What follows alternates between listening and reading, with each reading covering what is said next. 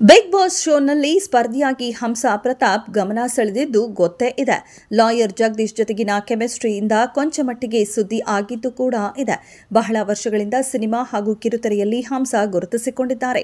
ಇತ್ತೀಚೆಗೆ ಪುಟ್ಟಕ್ಕನ ಮಕ್ಕಳು ಧಾರಾವಾಹಿಯ ರಾಜಿ ಪಾತ್ರದಿಂದ ಹೆಚ್ಚು ಜನಪ್ರಿಯತೆಯನ್ನ ಸಾಧಿಸಿದ್ರು. ಗ್ರ್ಯಾಂಡ್ ಪ್ರೀಮಿಯರ್ನಲ್ಲಿ 10ನೇ ಸ್ಪರ್ಧಿಯಾಗಿ ಹಂಸಾ ದೊಡ್ಡಮನೆ ಒಳಗೆ ಹೋಗಿದ್ರು. ಬಿಗ್ ಬಾಸ್ ಮನೆಯ ಮೊದಲ ಕ್ಯಾಪ್ಟನ್ ಕೂಡ ಆಗಿದ್ರು. ಜಗದೀಶ್ ಜೊತೆಗಿನ ಜಗಳ, ಡ್ಯೂಯೆಟ್ ಕಾರಣಕ್ಕೆ ಹಂಸಾ ವೀಕ್ಷಕರ ಮನ ಗೆದ್ದಿದ್ದು ಸುಳ್ಳಲ್ಲ. ಆದರೆ ಜಗದೀಶ್ ಶಿಕ್ಷೆ ಅನುಭವಿಸಿದ ಹೊರ ಬಂದ ಬಳಿಕ ಹಂಸಾ ಸೈಲೆಂಟ್ ಆಗಿದ್ರು. 28ನೇ ದಿನಕ್ಕೆ ಬಿಗ್ ಬಾಸ್ ಜರ್ನಿ ಮುಗಿಸಿ ಹೊರ ಬಂದಿದ್ರು. ಇನ್ನು ವೀಕ್ಷಕರು ಯಾವುದೇ ಧಾರಾವಾಹಿಯನ್ನ ನೋಡ್ತಾ ತಮ್ಮದಾಗಿಸಿಕೊಂಡ್ಬಿಡ್ತಾರೆ. ಅಲ್ಲಿ ನಡೆಯುವ ಕತೆ ನಮ್ಮ ಸುತ್ತಮುತ್ತ ನಡೆಯುತ್ತಿದೆ, ಅಲ್ಲಿನ ಪಾತ್ರಗಳು ನಮ್ಮ ನಡುವೆಯೇ ಇದೆ ಎಂದು ಭಾವಿಸ್ತಾರೆ. ಯಾವುದೇ ಪಾತ್ರಕ್ಕೆ ಖುಷಿಯಾದಾಗ ತಾವು ಅನುಭವಿಸುತ್ತಾರೆ, ನೋವಾದಾಗ ಬೇಸರಗೊಳ್ತಾರೆ, ಖಳಪಾತ್ರಗಳ ಮೇಲೆ ಗರಂ ಆಗ್ತಾರೆ. ಪುಟ್ಟಕ್ಕನ ಮಕ್ಕಳು ಧಾರಾವಾಹಿ ನೆಗೆಟಿವ್ ಶೇಡ್ ರಾಜಿ ಪಾತ್ರವನ್ನ ಕೂಡ ಅಪ್ಪಿಕೊಂಡಿದ್ರು.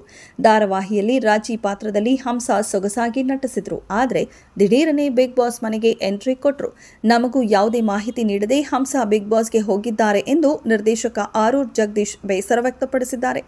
ನನಗೆ ಕರೆ ಮಾಡಿ 40 ದಿನಗಳ ಕಾಲ ಸಿನಿಮಾ ಚಿತ್ರೀಕರಣಕ್ಕಾಗಿ ವಿದೇಶಕ್ಕೆ ಹೋಗುತ್ತಿರುವುದಾಗಿ ಹೇಳಿದ್ರು. ಬಳಿಕ ಬಿಗ್ ಬಾಸ್ ಪ್ರೋಮೋದಲ್ಲಿ ಆಕೆಯನ್ನ ನೋಡಿ ಶಾಕ್ ಆಗಿತ್ತು ಎಂದಿದ್ದಾರೆ. ವಿದೇಶಕ್ಕೆ ಚಿತ್ರೀಕರಣಕ್ಕೆ ಹೋದ್ರೂ ಹಂಸಾ ಮತ್ತೆ ಬಂದು ಧಾರಾವಾಹಿಯಲ್ಲಿ ನಟಿಸ್ತಾರೆ ಎಂದುಕೊಂಡಿದ್ವಿ. ಆದರೆ ಬಿಗ್ ಬಾಸ್ಗೆ ಹೋಗುವ ಬಗ್ಗೆ ನಮಗೆ ಹೇಳಲಿಲ್ಲ. ಹೇಳಿದರೆ ನಾವು ಒಪ್ಪುತ್ತಿದ್ದವು.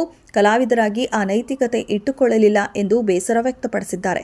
ಹೀಗೆ ಹೇಳದೆ ಕೇಳದೆ ಧಾರಾವಾಹಿ ಬಿಟ್ಟು ಹಂಸಾ ಬಿಗ್ ಬಾಸ್ಗೆ ಹೋಗಿದ್ದಕ್ಕೆ ಕನ್ನಡ ಟೆಲಿವಿಷನ್ ಅಸೋಸಿಯೇಷನ್ಗೆ ದೂರು ಕೊಟ್ಟು ಅವರು ಏನ್ ನಿರ್ಧಾರ ಕೈಗೊಂಡ್ರು ಎನ್ನುವುದು ಗೊತ್ತಿಲ್ಲ. ಆದರೆ ಕಲಾವಿದರಿಗೆ ಎಥಿಕ್ಸ್ ಇರಬೇಕು. ಬಿಗ್ ಬಾಸ್ಗೆ ಹೋಗ್ತೀನಿ ಅಂದ್ರೆ ನಾವು ತಡೆಯಲ್ಲ, ಬಟ್ ಹೇಳಿ ಹೋಗಿ, ಹೀಗೆ ಮಾಡುವುದು ಸರಿಯಲ್ಲ ಎಂದು ಸದ್ಯ ಸಲಹೆ ನೀಡಿದ್ದಾರೆ.